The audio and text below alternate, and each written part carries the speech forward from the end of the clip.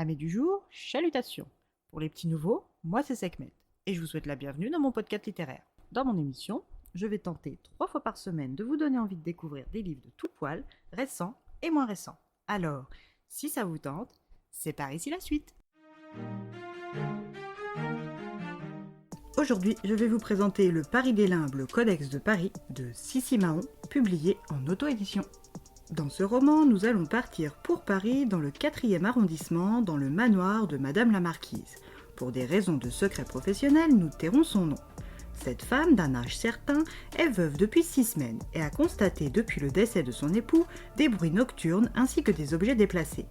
Son employée, Maria, pense qu'il s'agit du fantôme de son mari qui les hante. Mais la marquise, bien plus terre-à-terre que sa domestique, suppose que ses petits-enfants et héritiers cherchent à lui faire peur afin d'hériter plus vite.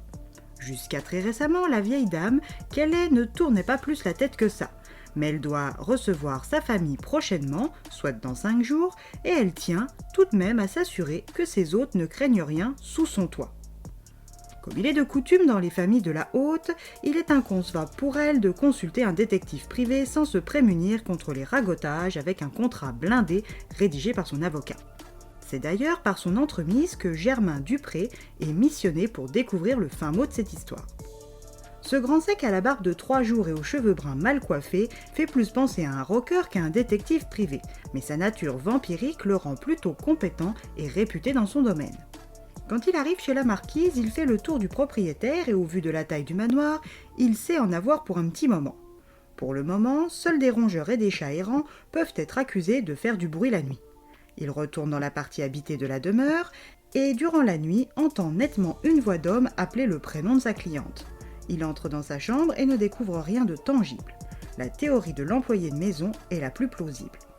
Il va falloir qu'il convainque sa cartésienne cliente que ce n'est pas Laurent, son petit-fils qui habite à New York, ni sa petite-fille Anne-Marie qui habite à Pékin, qui sont à l'origine de ces désagréments nocturnes, mais bien le fantôme de son défunt mari.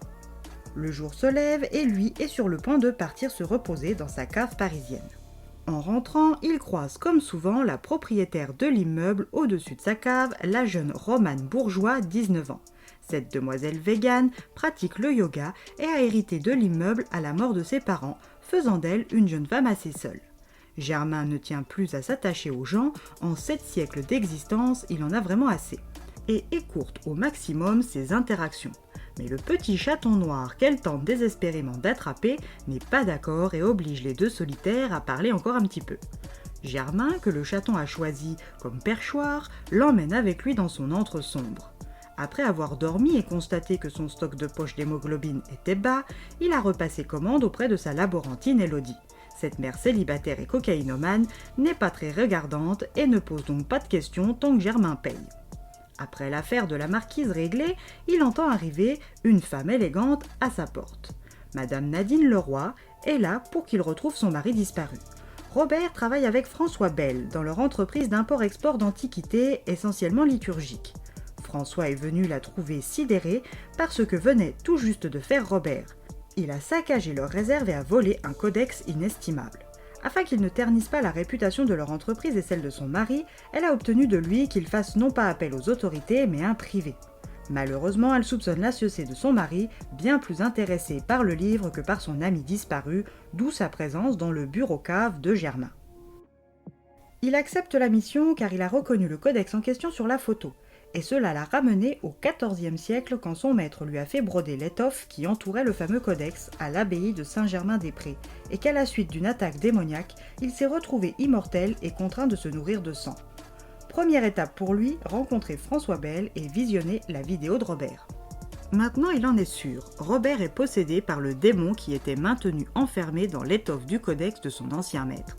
Il doit savoir qui est ce démon, et pour ça, il doit se rendre chez une vieille connaissance, Madame Sophia.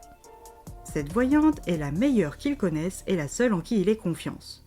Après avoir d'abord refusé, elle accepte finalement et découvre que son démon n'est autre qu'un président démon du nom de Zagan. Sous sa vraie forme, c'est un buffle avec des ailes de griffon. Germain va devoir le trouver, mais pour y arriver, il ne faudrait pas que les sbires de son nouveau maître Mathieu se mettent en travers de son chemin tous les 4 matins. Germain va devoir faire avec eux Et peut-être que sur le chemin de sa vengeance contre l'entité qui a détruit son monastère, son premier maître et l'a maudit en 1334, il se découvrira des alliés, voire des amis. Alors maintenant, à vous de lui emboîter le pas pour connaître la suite.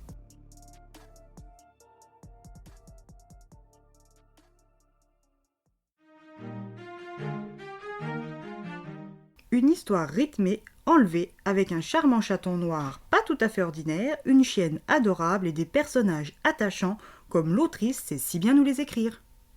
Et bien voilà, j'en ai fini pour aujourd'hui. J'espère que cet épisode vous aura plu et vous aura donné des nouvelles idées de lecture. Si vous souhaitez découvrir d'autres petits bonbons littéraires tout droit sortis de ma bibliothèque, je vous retrouve le samedi 4 octobre prochain pour un nouvel épisode. Et si d'ici là je vous manque de trop, n'hésitez pas à me rejoindre sur mon compte Instagram @leslecturesdesekhmet. Sur ce, chalut les amis et à la prochaine.